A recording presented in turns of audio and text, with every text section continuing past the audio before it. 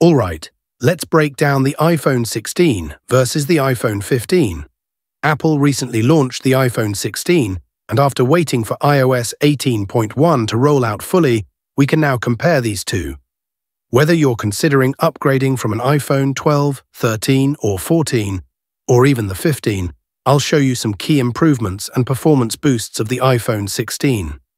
First, let's talk about the new software experience. With iOS 18.1, Apple introduced Apple Intelligence, available only on the iPhone 16 Pro and 15 Pro models. This brings a smarter Siri interface, capable of understanding and guiding you even through complex tasks. Check this out. You can ask Siri how to take a screenshot, and she'll guide you through the process in real time, something older models can't quite manage. But it's not just about Siri. The Apple Intelligence feature also includes advanced photo editing. With the new Cleanup tool, you can easily remove background subjects with just a tap, giving you pro-level photo controls. Now, let's talk performance. The iPhone 16 packs the new A8 chip, and with Wi-Fi 7, it's supposed to be faster.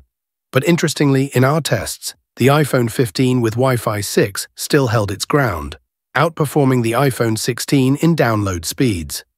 However, when it comes to CPU performance, the iPhone 16 shines.